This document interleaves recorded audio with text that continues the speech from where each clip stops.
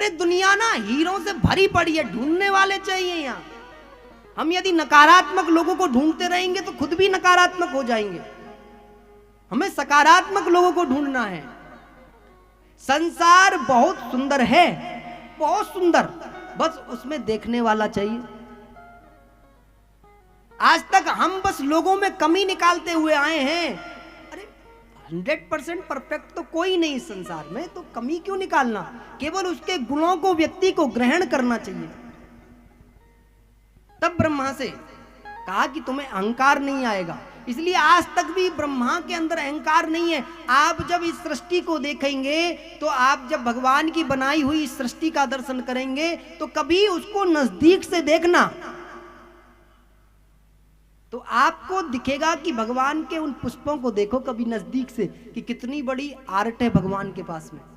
आप उसके बनाए हुए वृक्षों के पत्तों को देखना कि एक एक चीज पर कितना बारीकी से उसने डिजाइन किया है। वो कितना मतलब टैलेंटेड व्यक्ति है।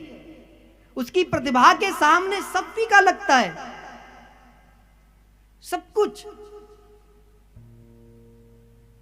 इतने प्रतिभाशाली हैं मेरे ठाकुर जी, अभी तक उनके जीवन में अहंकार नहीं आया, तो हमारे में क्यों आता है?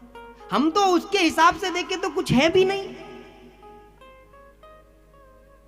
ब्रह्मा जी ने यह सृष्टि बनाई, तो ब्रह्मा के एक पुत्र है जिनका नाम है नारद। क्या नाम है? नारद। हमको ये सब यहां पर बैठ करके याद करना है। कोई हमसे पूछे कि ब्रह्मा के पुत्र कौन है, बोले नारद। वही नारद जिसको हम कहते फिरते ना, वही नारद जी है। तो ब्रह्मा जी जब ये सृष्टि बना रहे थे, तो नारद की भी उत्पत्ति हुई। तो नारद ने पूछा कि आप मेरे जन्म करता हो, आपने मुझे जन्म दिया है, आप मुझे कुछ कार्य बताओ कि मुझे जन्म क्यों दिया है। तो नारद से ब्रह्मा जी ने कहा कि नारद, तुमको कुछ नहीं करना, तुमको जो ये चतुश्लोकी का जो ज्ञान है, जो इसके अंदर का जो विज्ञान है, वो जन जन तक पहुंचाना है।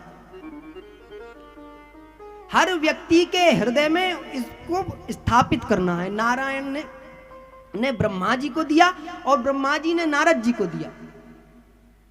तो नारद जी ने जब ये जिम्मेदारी ली, तो अब नारद जी देखते हैं धीरे धीरे धीरे धीरे कि भाई सृष्टि बन रही है, सृष्टि चल रही है। नारद जी जब से उत्पन्न हुए हैं ना, नारद के 2 जन्मों की कथा भागवत के अंदर है।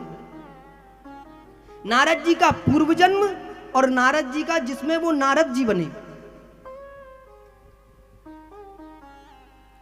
ये ब्रह्मा जी के शरीर से उत्पन्न तो हुए और इनको धरा पर जन्म भी मिला। इन्हें ज्ञात भी रहा कि मैं ब्रह्मा जी का पुत्र हूं, लेकिन ये तपस्या करते रहे करते रहे करते रहे, लेकिन इन्हें भगवान के दर्शन नहीं हुए। तो इनका जो विश्वास था भगवान के प्रति वो कम हो गया। इन्होंने सोचा कि भगवान है ही नहीं। ब्रह्मा जी ने, मेरे पिताजी ने वैसे ही बोल दिया था कि इससे भगवान की प्राप्ति हो सकती है। तो इसलिए नारद ने स्वयं ही उसको अपने ऊपर आजमाया, स्वयं अपने ऊपर। तो नारद से अंतिम समय भगवान ने कहा कि नारद, इस जन्म में मैं तुम्हें नहीं मिलूंगा, लेकिन अगला जो तुम्हारा जन्म होगा उसमें तुम्हें प्रवेश करने की आवश्यकता नहीं होगी। तुम मेरे ही भक्त बनोगे और मेरे ही भक्त बनकर के जो तुम्हें तुम्हारे पिता ने आज्ञा दी है, तुम उस अपने पिता की आज्ञा का पालन करोगे। तो अगले जन्म में जाकर के नारद जी हुए और भगवान ने अपनी वीणा नारद को दी। ये जो वीणा देखते हैं ना हम नारद जी के हाथ में, ये भगवान श्री नारायण ने प्रसाद के रूप में नारद को दिए। और उसी वीणा के माध्यम से नारद जी लगातार भगवान का स्मरण करते रहते हैं और वो दोनों ही जगह पूजित हैं।